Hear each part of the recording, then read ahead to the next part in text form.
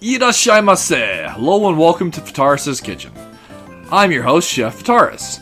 It's time once again for Shoot 'em Up Saturday. And on the menu for this Saturday, we're continuing our look at sequels by featuring Konami's 1996 follow-up in the Salamander series, Salamander 2.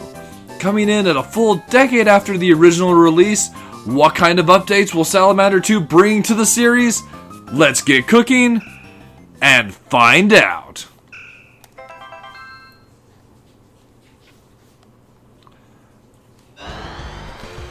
Starting off, we're piloting the iconic Vic Viper. The Salamander series has always been a little bit different from the original Gradius franchise that Konami is truly known for.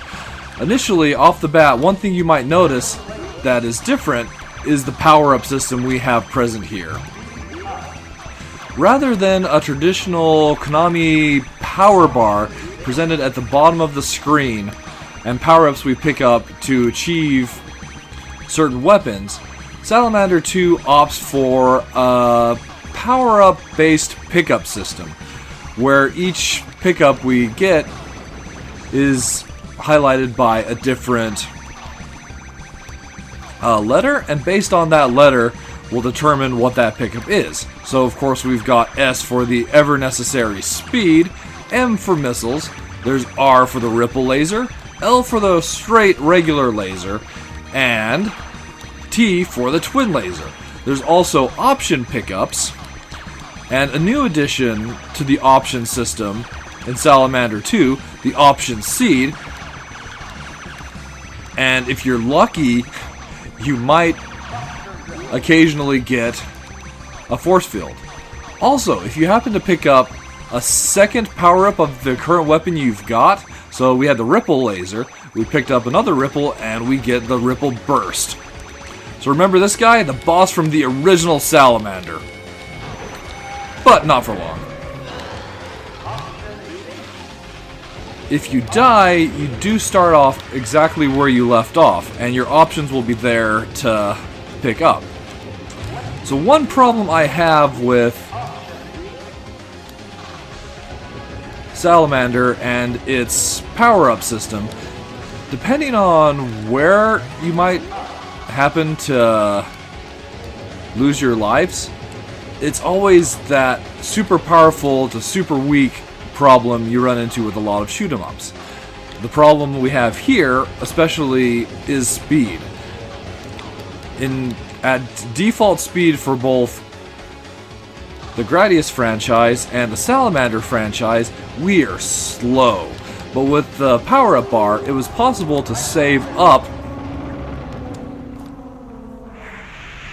power-ups for future lives, and even if you died, you still had the option of saving one, well, rather, not the option, but it saved you a life that you could use, and rather, a power-up that you could use to upgrade your speed upon your new life. Which, in that series, is definitely important as you don't continue right where you die, at least in the earlier ones. They did introduce that in Gradius 5. Definitely the strongest and best title in the franchise. So like the traditional Salamander game, and for those of you that might have played the North American release, Life Force, Salamander 2 continues to switch between an overhead, or rather a horizontal scrolling perspective, and a vertical scrolling perspective. There are a total of 6 stages in Salamander 2, and of those 6 stages, 2 are horizontal, and 2 are vertical, and 4 are horizontal. The stages are short, as we already find ourselves at the boss for Stage 2, the Hydra. Shoot the head!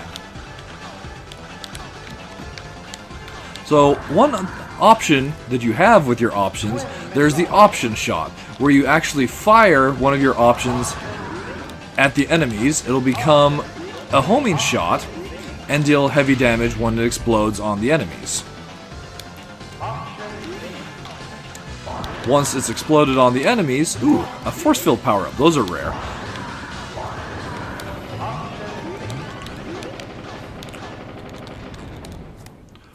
Once it explodes on the options, it becomes a smaller option seed, which you can pick up.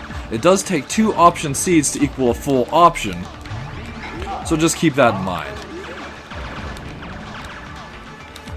So one problem with speed power-up based system, it's too easy to pick up speed power-ups and find yourselves too fast for the stages. Maneuvering into walls is not my favorite thing to do in a shoot 'em up.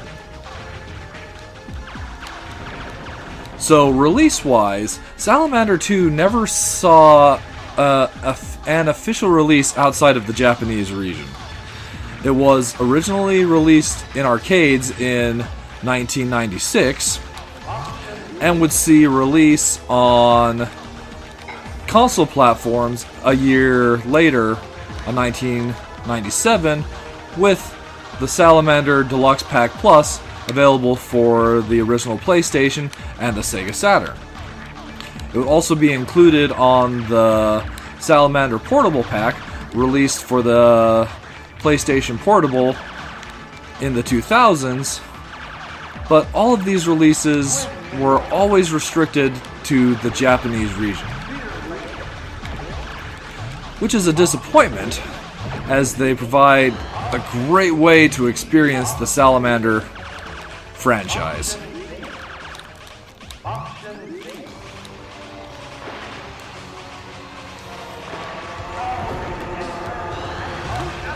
Here we are at the boss of Stage 3. So, for today, we're actually playing the Salamander Deluxe Pack Plus version on the PlayStation. One primary difference between this version and the arcade version, the arcade version has significantly more detailed backgrounds. But other than that, functionally, they're the same.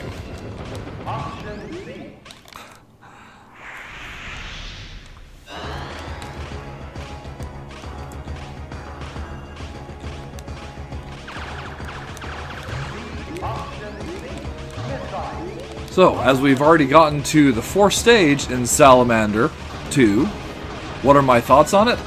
As far as plus flavors are concerned, picking up a title like Salamander just feels right and great. It definitely has that classic Konami shooter feel.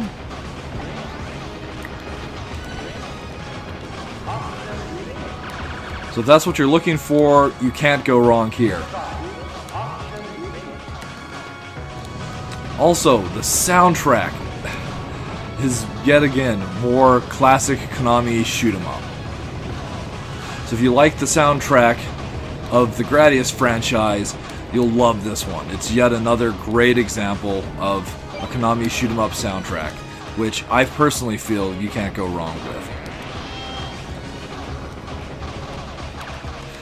Minus flavors though, the title itself is actually kind of vanilla feeling, despite the fact of the much improved graphics over the original title in the franchise.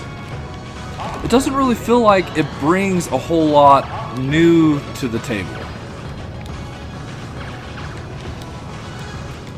And especially in the mid-90s, where there was some interesting experimentation with the shoot 'em up genre. I'm not 100% sure how negative of a feeling that is, but it's something to note. Also, the power-up system, I do personally have a couple issues with, as I went and noted. Especially after you die, the lack of speed power-up could potentially change the complete flow of your gameplay. If you can't get speed,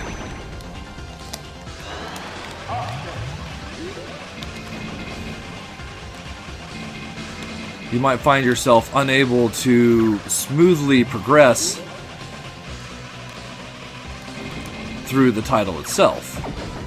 you can definitely make things more forgiving on yourself by setting things to a lower difficulty with a significant amount of lives, but that's not necessarily what we're looking to do in this situation always. And, well, we're already almost all the way through the game. It's an extremely short shoot 'em up in a genre that generally isn't known for the length of its titles. So that could be another problem to note with it. So in the end, if you're a fan of Konami shooters, I would recommend at least taking the time to play Salamander 2, as it's a fun playthrough. But aside from that, I think it's easily a title that you can just acknowledge had its place in history and move on. As always, I think that'll wrap it up for this week's episode of Shoot 'em Up Saturday. I want to thank you so much for joining me, and I do look so forward to seeing you again next week.